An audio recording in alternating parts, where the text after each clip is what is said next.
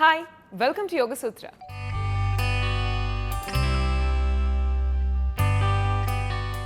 ఇవాళ యోగ సూత్రలో కృష్ణ గారు మనందరికీ ఏ ఆసనం పరిచయం చేయబోతున్నారో చూద్దాం.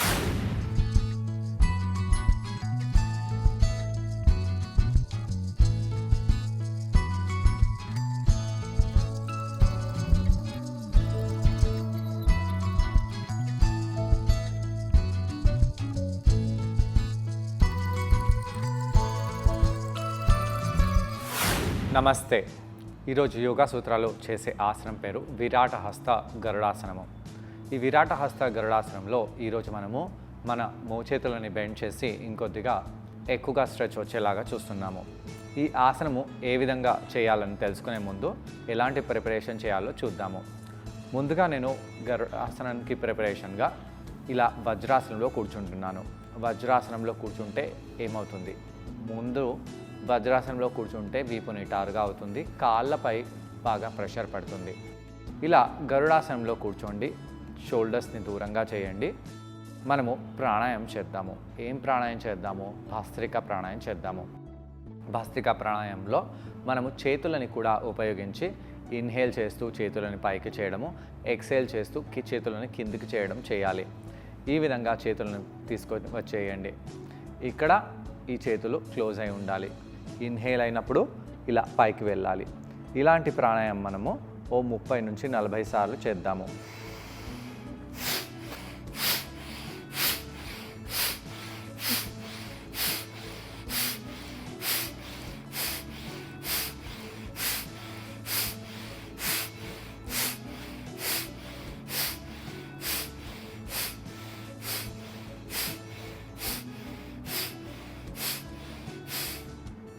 ఇలా చేసి నెమ్మదిగా చేతులని కిందికి పెట్టేసేయండి.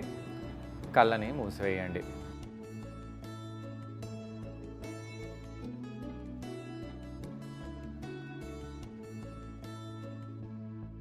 నార్మల్గా శ్వాస తీసుకుంటూ శ్వాసని వదులుతూ ఉండాలి.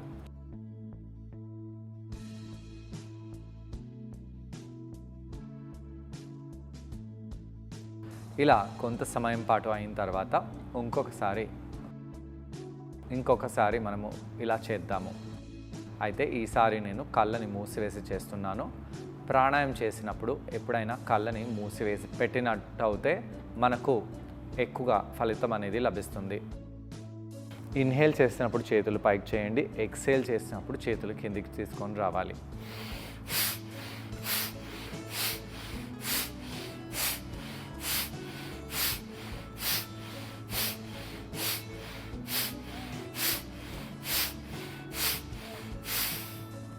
ఈ విధంగా మనము 20 నుంచి 30 సార్లు ప్రాణాయామం చేద్దాము. ఇలా చేయడం వలన మన ఈ భుజాలు, ఛాతీలో ఉండే కండరాలన్నీ బాగా వార్మప్ అయిపోతాయి. చేతులకు బాగా వార్మప్ అవ్వడానికి, భుజాలకు బాగా వార్మప్ అవ్వడానికి ఈ ప్రాణాయామాన్ని మనము ముందుగా వాడాము. భస్త్రికా ప్రాణాయామము మన ఒంట్లో హీట్ని ఎక్కువ చేస్తుంది, అంటే వేడి మాత్రని ఎక్కువగా చేస్తుంది. దాంతో ఆసనాలు చేయడానికి కూడా మనకు ఆస్కారంగా ఉంటుంది. నెమ్మదిగా కళ్ళని తెరవండి. ఇలా కళ్ళని తెరిచిన తర్వాత మనము నార్మల్గా కూర్చోవాలి. ఇలా నార్మల్గా కూర్చొని 2 పాదాలని ముందుకు తీసుకొని వచ్చేయండి. ఇప్పుడు కుడి కాలుని ఈ విధంగా ఎడమ తొడపై పెట్టాలి. ఇలా కుడి కాలుని ఎడమ తొడపై పెట్టేసి ఇలా కుడికాళ్ళ వేలని మన మడమ వెనకాల తీసుకెళ్ళాలి. తీగ అల్లుకునేలాగా ఇలా మన కాళ్ళని అల్లుకోవాలి. ఇలా అందరికీ చేయడము కష్టంగా భావిస్తారు. ముఖ్యంగా ఎవరి తొడలైతే లావుగా ఉంటాయో వాళ్ళకు ఇది చాలా కష్టంగా అనిపిస్తుంది. కొన్నిసార్లు సన్నగా ఉన్న కాళ్ళ వాళ్ళకు కూడా ఈ యొక్క ఆసనం కష్టంగా ఉంటుంది. ఎందుకు? వాళ్ళల్లో ఫ్లెక్సిబిలిటీ ఉండదు. ఇలా అల్లినట్టుగా కాళ్ళని పెట్టేసి 2 కాళ్ళని మనము కుడివైపు చేద్దాము. కాళ్ళల్లో ఎలా అనిపిస్తుందో గమనించి నెమ్మదిగా 2 కాళ్ళని మనము ఎడమ వైపు చేయాలి. అయితే పురుషులు జననేంద్రియాలని జాగ్రత్తగా పెట్టుకొని ఈ ఆసనాన్ని చేయాలి.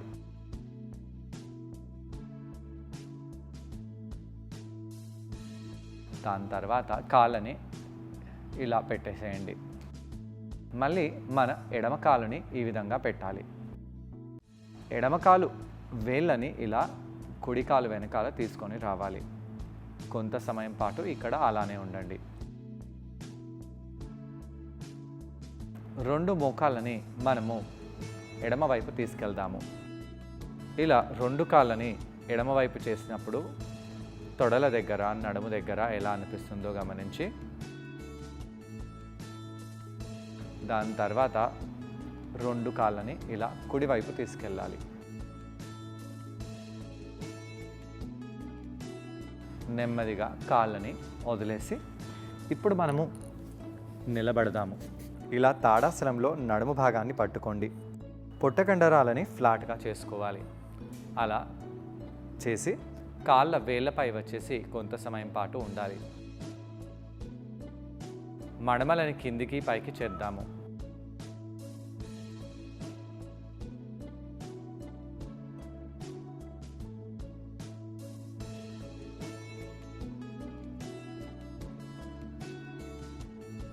దాని తర్వాత కాళ్ళ మడమలని కింద పెట్టేసేయండి. కాళ్ళ వేళ్ళని కొంత సమయం పాటు పైకి లేపాలి. దీంతో మన పాదాలలో ఉండే వంపుపై బాగా ప్రభావం పడుతుంది. శ్వాస తీసుకుంటూ శ్వాసని వదిలేస్తూ ఇక్కడ కొంత సమయం పాటు అలానే ఉండాలి. దాని తర్వాత మనము ఉత్కటాసనంలో వెళ్దాము. ఇలా ఉత్కటాసనంలో కొంత సమయం పాటు ఉండండి.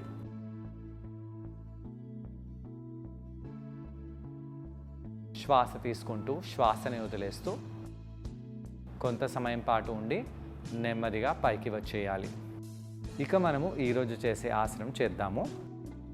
బ్లాక్స్పై ఈ ఆసనాన్ని చేయబోతున్నాము. బ్లాక్స్పై ఎప్పుడైతే మనము ఈ ఆసనాలని చేస్తామో దాంతో మనకు బ్యాలెన్సింగ్కి కొద్దిగా కష్టంగా, ఛాలెంజింగ్గా అవుతుంది. దాంతో మన కాళ్ళు బాగా పనిచేస్తాయి.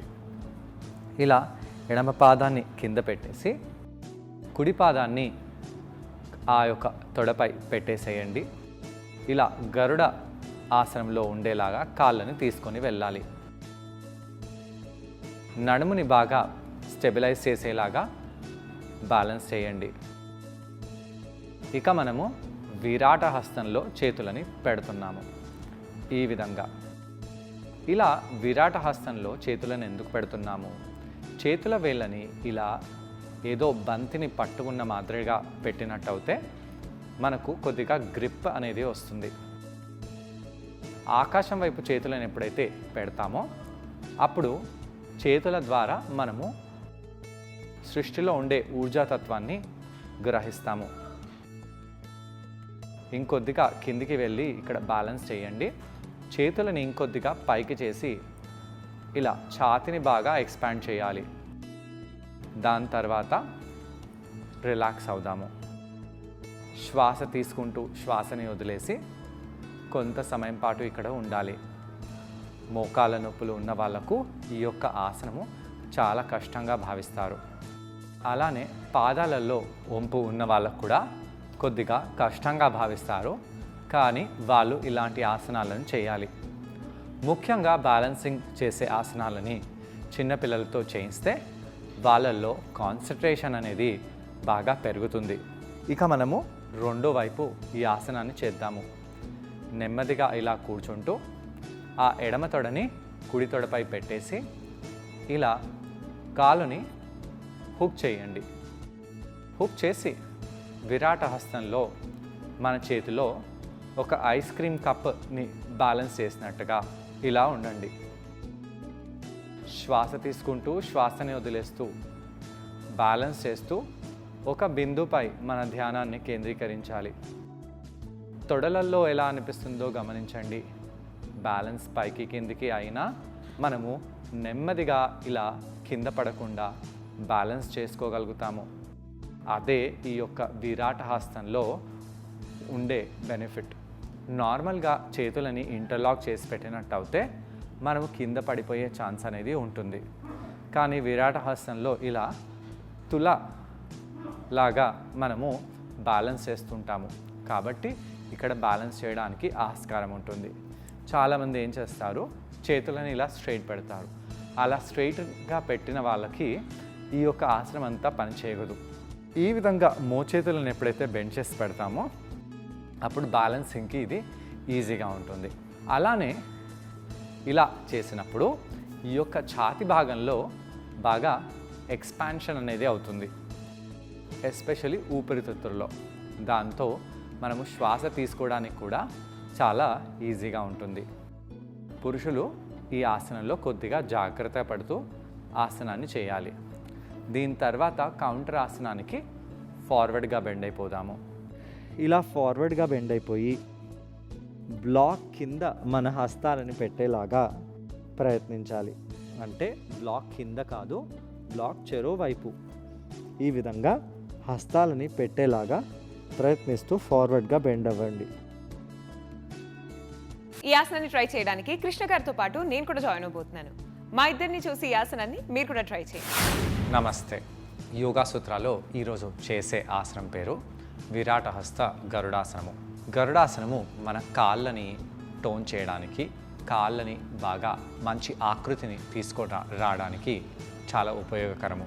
అయితే కాళ్ళని గరుడాసనంలో పెట్టాలంటే కాళ్ళల్లో కొద్దిగా ఫ్లెక్సిబిలిటీ ఉండాలి.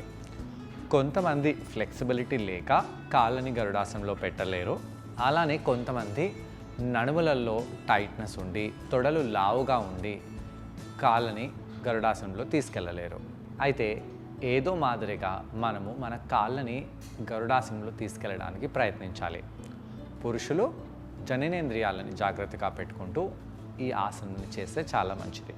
ముందుగా వార్మప్ చేసి దాని తర్వాత ఈ ఆసనం ఎలా చేయాలో చూద్దాము. ముందుగా మనము కాళ్ళని సూటిగా చేసి కూర్చోవాలి. సూటిగా చేసి ఉన్న ఈ కాళ్ళని మనము కాళ్ళ వేళ్ళని ముందుకు చేయడము, వేళ్ళని మన వైపు చేయడము ఇలా చేస్తూ ఉండాలి. ఇలా కొన్నిసార్లు మనం కాళ్ళని ముందుకి వెనకాలకి చేసినట్టు అయితే మన కాళ్ళల్లో ఉండే కండరాలు బాగా వార్మప్ అవుతాయి. ఇక్కడ మనం కాళ్ళ వేళ్ళని గుండ్రంగా తిప్పవచ్చు. అలా చేసి కాళ్ళని బాగా యాంకల్ రొటేషన్స్ చేసి ఆ యొక్క కండరాలని ఇంకొద్దిగా యాక్టివేట్ చేయవచ్చు. రివర్స్ ఆర్డర్లో కూడా చేయండి. అలా చేసి మనము పాదాలని సూటిగా పెట్టుకోవాలి. మోకాలని ఫోల్డ్ చేయండి. అలా ఫోల్డ్ చేసి పాదాలని మ్యాట్పై ప్రెస్ చేయండి. ఇప్పుడు కుడి తొడని ఎడమ తొడపై పెట్టాలి. అలా పెట్టేసి ఆ కుడి కాళ్ళ వేళ్ళని ఎడమ కాలు పిక్క భాగం వెనకాల తీసుకెళ్ళి పెట్టాలి. దీన్ని హుక్ చేయడం అని అంటాము. అలా హుక్ చేయండి. హుక్ చేయగానే ఆ కుడి తొడలో ఉండే కండరంపై బాగా ప్రభావం పడుతుంది, ఎడమ తొడ కండరంపై కూడా ప్రభావం పడుతుంది. కాళ్ళని కొద్దిగా ముందుకు తీసుకొని రండి. ఇక్కడ ఆ తొడలని ఒకటి అయ్యే మాదిరిగా స్క్వీజ్ చేయండి. అలా స్క్వీజ్ చేయడంతో తొడలపై ఇంకా ఎక్కువగా ప్రభావం పడుతుంది. శ్వాస తీసుకోండి, శ్వాసని వదిలేయండి. ఈ విధంగా కొంత సమయం పాటు మనము అలానే ఉండాలి. దీని తర్వాత రెండు మోకాలని మనము కుడివైపు తీసుకెళ్దాము. తొడలపై పడే ఆ స్ట్రెచ్ చాలా తీవ్రంగా మారింది.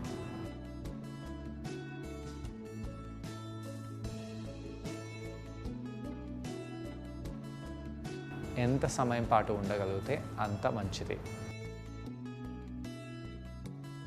సెంటర్కి వచ్చేసి అదే మోకాళ్ళని రెండో వైపు చేద్దాము.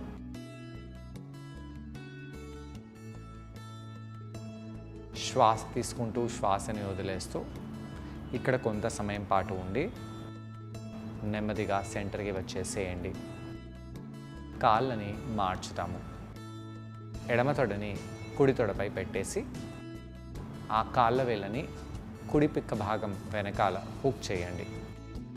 ఎడమవైపు ఇంకొద్దిగా కష్టంగా భావిస్తాము. వీపుని స్ట్రైట్గా పెట్టేసి ఆ తొడలని గట్టిగా స్క్వీజ్ చేసేలాగా దగ్గరికి తీసుకొని రండి. శ్వాస తీసుకుంటూ శ్వాసని వదిలేస్తూ ఇక్కడ కొంత సమయం పాటు ఉండి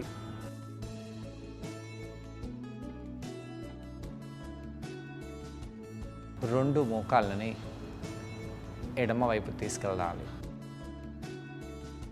కొద్దిగా ఈజీగా అనిపిస్తుంది, కానీ ఒక తొడలో కొద్దిగా టఫ్గా ఉంటుంది.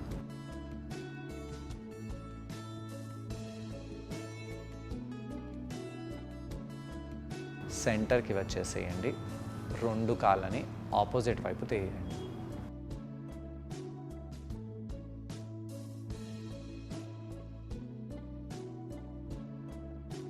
తొడలలో ఎలా అనిపిస్తుందో గమనిస్తూ కాళ్ళల్లో పడే ఆ రక్త ప్రభావాన్ని గమనించాలి. దాని తర్వాత మనము కాళ్ళని సూటిగా చేద్దాము. ఇక మనము లేచి నిలబడాలి. లేచి నిలబడి గరుడాసనంలో కాళ్ళని తీసుకెళ్ళి బ్యాలెన్స్ చేయండి. పృష్ఠ భాగాలని వెనకాలకి తీసుకెళ్ళాలి. ఇక్కడ మన దృష్టిని ఒక బిందుపై కేంద్రీకరించండి. ఇంకా కొద్దిగా కిందికి వెళ్ళి కూర్చోండి. అయితే మోకాలని ముందుకు చేయకుండా పృష్ఠ భాగాలని వెనకాలకి చేయవచ్చు. ఈ విధంగా కుడివైపు ఈ ఆసనం చేసేటప్పుడు నడుముని పట్టుకోకుండా ఈ విధంగా విరాట హస్తంలో చేతులని తీసుకెళ్ళండి. చేతుల వేళ్ళని ఈ విధంగా ఆకాశం వైపు పైకి చేయండి. బంతినో లేదా ఏదైనా ఐస్ క్రీమ్ కప్ని పట్టుకున్నట్టుగా ఆలోచిస్తూ మనము మోచేతులని బెండ్ చేసి అరిచేతులని కొద్దిగా పైకి చేయాలి. చేతులని కొద్దిగా సైడ్లో తీసుకెళ్ళండి. దాంతో బ్యాలెన్స్ చేయడానికి ఇంకా ఆస్కారం పెరుగుతుంది. ఈ విధంగా కొంత సమయం పాటు ఉండి చేతులని కిందికి తీసుకొని వచ్చేయండి. ఇలా చేతులని పెట్టినప్పుడు ఈ యొక్క యాంగిల్లో ఎప్పుడైతే చేతులను పెడతామో దాంతో మనకు బ్యాలెన్స్ అనేది వస్తుంది. ఇక్కడ ఒకవైపు పడిపోయినా అలా పడకుండా మనము జాగ్రత్త పడాలి. ఇదే ఆసనాన్ని మనము బ్లాక్పై చేయబోతున్నాము. రెండు బ్లాక్స్ని ఒకదాని ముందు ఒకటి పెట్టండి. అలా పెట్టేసి కుడి పాదంపై ఎడమ తొడని ఈసారి పెట్టి ఈ ఆసనాన్ని చేద్దాము.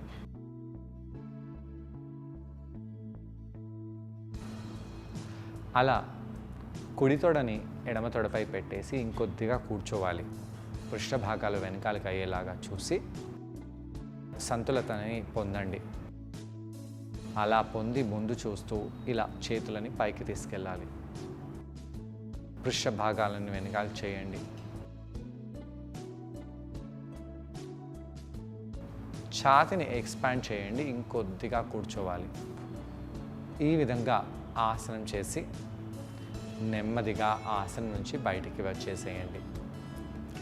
రెండో వైపు కూడా బ్లాక్పై ఇదే విధంగా ఆసనాన్ని చేయాలి. ఈ విధంగా పృష్ఠ భాగాలను కిందికి చేస్తూ నెమ్మదిగా చేతుల్ని విరాట హస్తంలో తీసుకెళ్ళండి.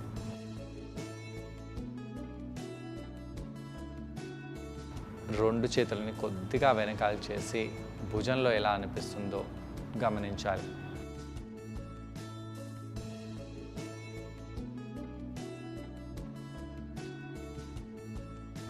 నెమ్మదిగా చేతులని కిందికి తీసుకొని వచ్చేసి కాళ్ళని మనము నార్మల్గా పెట్టాలి. సో చూసారు కదండి, ఈ ఆసనం పేరు విరాట హస్త గరుడాసనం. ఈ ఆసనాన్ని మనం బ్లాక్ సహాయంతో చేసాం. ఈ ఆసనం చేయడం వలన కాళ్ళ కండరాలకు చాలా మంచిది. కాళ్ళపై మంచి స్ట్రెచ్ లభిస్తుంది. అలాగే కాళ్ళు బాగా దృఢంగా బలంగా తయారవుతాయి. స్పెషల్గా ఈ ఆసనం చిన్న పిల్లలకు చాలా మేలు చేస్తుంది. అలాగే మనకు ఫోకస్, స్టెబిలిటీ, బ్యాలెన్స్ అనేవి చాలా ఇంప్రూవ్ అవుతాయి. రిలాక్సేషన్ గురించి మనము కాళ్ళని షేక్ చేసుకోవచ్చు లేదా జాగ్ చేసుకోవచ్చు. అలా చేసి దాని తర్వాత మనము ఫార్వర్డ్ బెండ్లో వెళ్ళిపోదాము. ఫార్వర్డ్ బెండ్లో వెళ్ళి ఇక్కడ మోకాలని కొద్దిగా బెండ్ చేయండి. రిలాక్స్ అవ్వడానికి ప్రయత్నించాలి. కొంత సమయం పాటు ఇక్కడ ఉండి అక్కడి నుంచి వజ్రాసనంలో వెళ్ళి తలని కింద పెట్టేసి పడుకోవచ్చు.